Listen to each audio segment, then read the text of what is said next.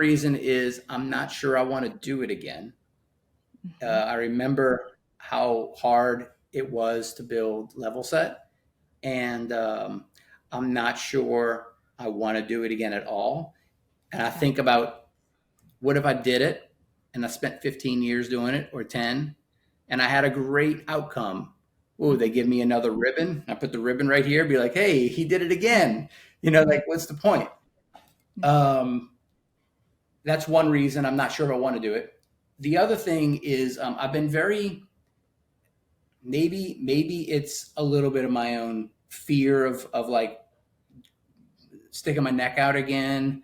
Maybe it is the pressure of having such a successful outcome the first time and not Mm-hmm. not necessarily knowing how to re-enter the world um, at a ground zero again.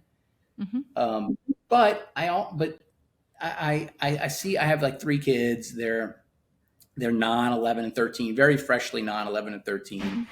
And I think, what if I didn't do anything until my 9-year-old was 12 or 13? That's like Mm-hmm. 3 or 4 years from now. I'd still be able to do something. I'd still be Mm-hmm. young.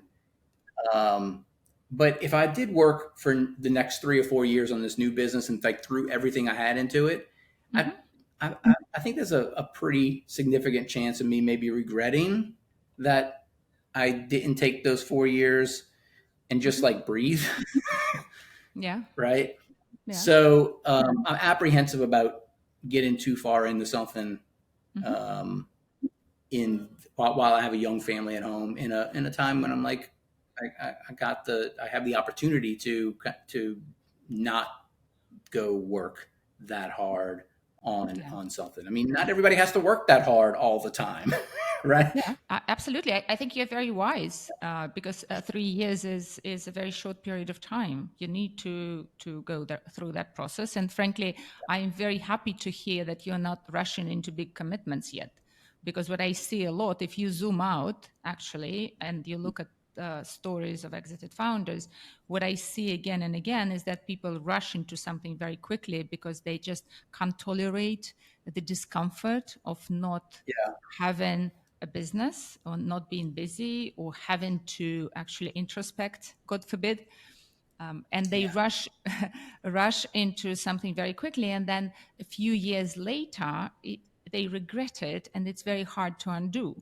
So what I yes, found is that it actually takes a decade for people to just adjust to new reality, which is fascinating because nobody expects that. People think, oh, you know, in a few months I'll be fine. But it's not actually true. If you commit to something in a few months, most likely you'll spend years undoing it.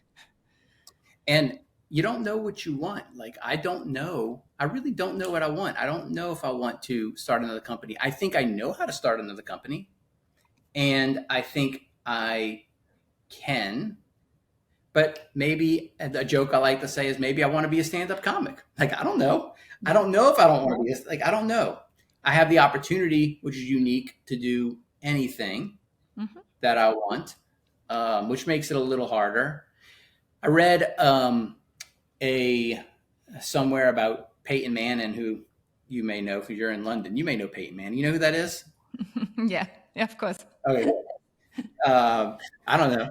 So he was he retired when he retired from football, and I always think it's fascinating how people retire from professional sports because they Hmm. always retire very young, and they literally been doing it since they're like 5 years old.